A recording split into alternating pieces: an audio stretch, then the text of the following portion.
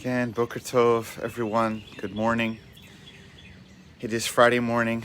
Rabbi Eric Solomon here, talking to you from Raleigh, North Carolina, Beth Meyer Synagogue. And here to offer, once again, a little Torah teaching, little inspiration as we approach Shabbat while I am preparing myself for my morning prayers. So this morning, I want to really bring in energy and focus on Shabbat and what it's like to be another Shabbat in this situation, and how we might get ready for the Sabbath and Friday night and Shabbat day. I recognize that some of us listening here may not practice Shabbat, may not be Jewish. Others here, we have different ways of practicing Shabbat, and that's all respected. Hopefully this idea is as universal as possible. But just to give a sense, a traditional Shabbat practice is one where this evening, which actually me and Rabbi Jenny and our family are going to share with you, we will light Shabbat candles to bring in the Shabbat. We will say blessings over wine, honoring and kind of mikabelet Shabbat, kind of receiving Shabbat and honoring and sanctifying Shabbat, as well as eating special foods that we have, braided bread called challah and other, supposed to be the best food of the week, really. We save for Shabbat. Our kids know this too. So, and then of course, the course of the day, we really are going to shut things down. We will offer technological opportunities to interact through our synagogue and live stream. And at the end, we'll have Havdalah, the end, the ritual that ends on Saturday night when the sun goes down, the stars are in the sky, an opportunity to do that together. But it will be a day that I'm going to try to focus on our family and focus on the internal, not just internal in our house, but really internal soul, and less about producing and more about being, as Abraham Joshua Heschel said, many of you familiar. But let me get to the teaching. I share this teaching. It's from Rabbi Yehuda Amital, his personal story. I heard this in a podcast I listened to by Rabbi Moshe Tarragon. Rabbi Tarragon is, some of you who follow me know, is a teacher. I listen to his podcast. He's a Torah teacher in Jerusalem who teaches for the Yeshiva University, I think it's like year program for GAP program for students in between high school and college. And he's an excellent teacher and offers a podcast. And in this, he talked about his teacher, Rabbi Yehuda Amital, who was the Rosh Yeshiva. He's, Allah Hashem, he's now deceased, but a great Torah teacher in Jerusalem of Yeshiva it's Yeshiva at Etzion. It's in an area just outside of Jerusalem. He was a great Torah luminary and an important figure spiritually and morally in Israeli society and the Jewish world. So you heard the story from him. So Rabbi Amital tells a story. He died, I think, in 2010, but he was born in Europe and was a Shoah survivor. Very tragically, he and his family were taken to Auschwitz. His entire family was murdered. He survived and ended up in a labor camp.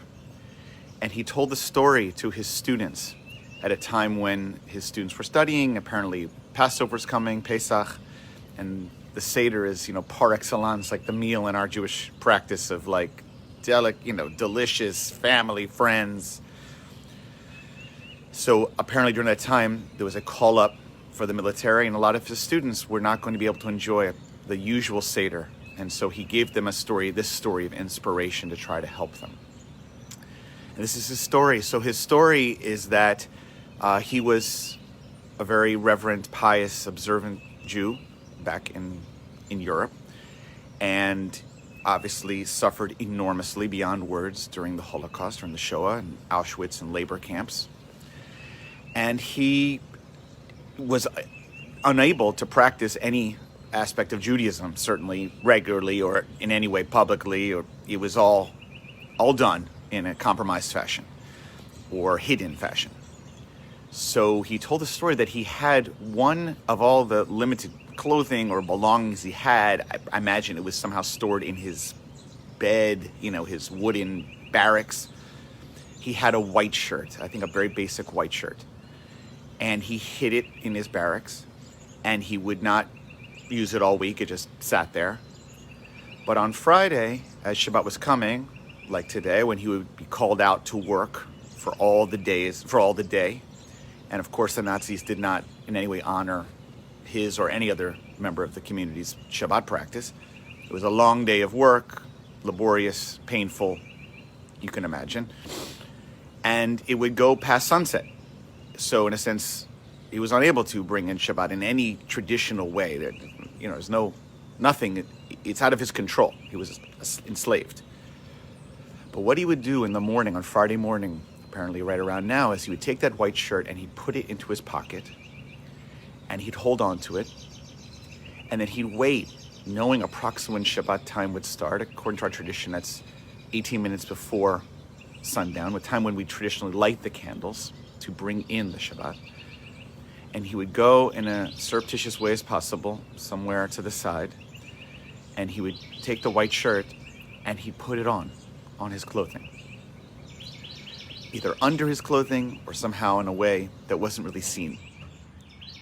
And what he said was, for him, this was his way of bringing in Shabbat. He couldn't light candles.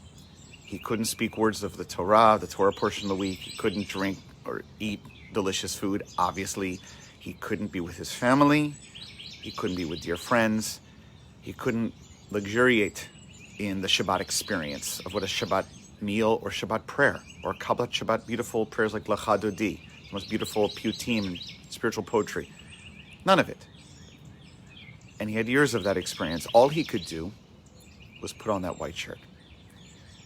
And what he explained is, albeit horrific circumstances, one he would never ask for, but for him, putting on that white shirt, he invested all of the spiritual, all the love, all the blessings of what usual Shabbat experience was.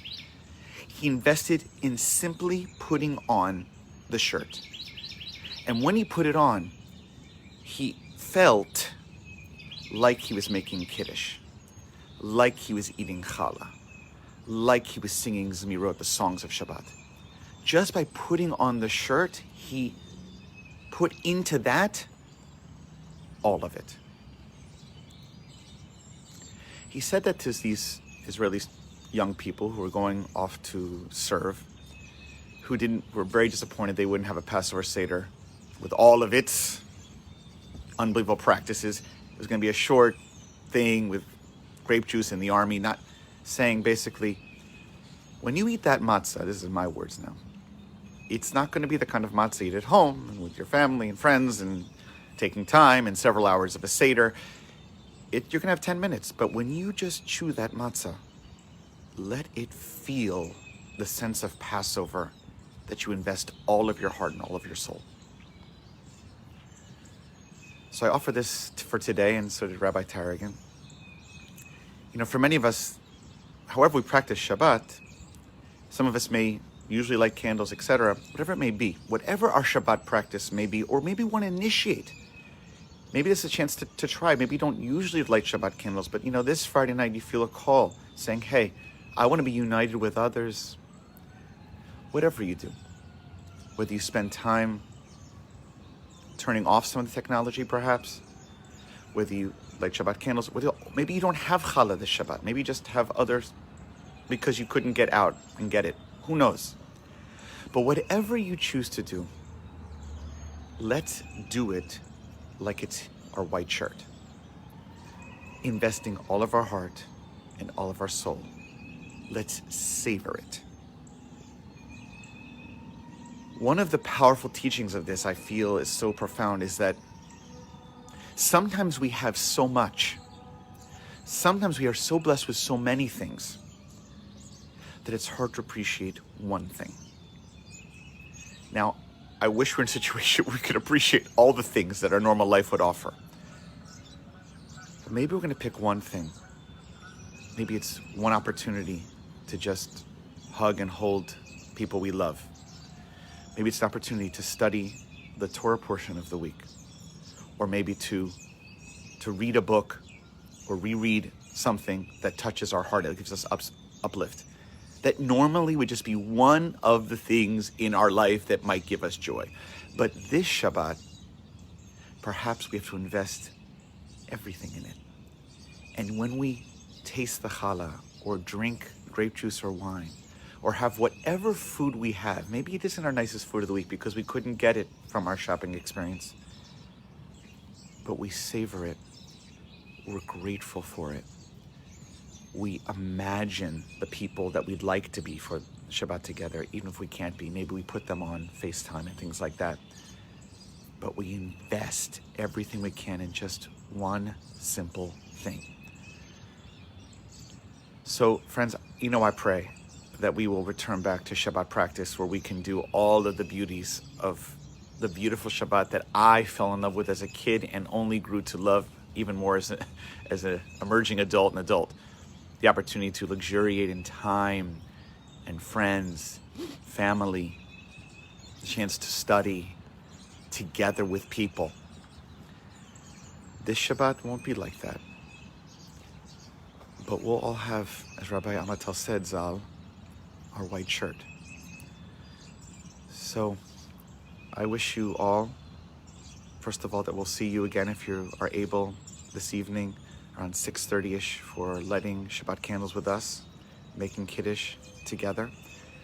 I pray that you all have a sense of Shabbat rest and soulful calm that you deserve after a week of tremendous challenge. And I pray that when we find whatever part of the Shabbat is going to be our white shirt, whatever it may be, that God give you the strength to invest all of your heart and all of your soul and all of your might, and to be grateful even for that small little act that Rabbi Amital found a way to do even in the worst of conditions. Last piece. Our people have been through horrific things. Generally speaking, I don't like to emphasize the fact that Jewish history, Jewish peoplehood is all about the suffering. We have much more than that, and it's not fair to say that is the entirety of Jewish history. It's not fair. But it can be a source of strength and inspiration. Our people have been through hell. Our people have overcome. So too, our country, our world, we can get through this. It's going to take a lot of soul power, a lot of prayer. But with God's help, we can do it. Shabbat Shalom to everyone, to all, to the world. May you all hold your white shirt with love and inspiration. Have, please God, a good day.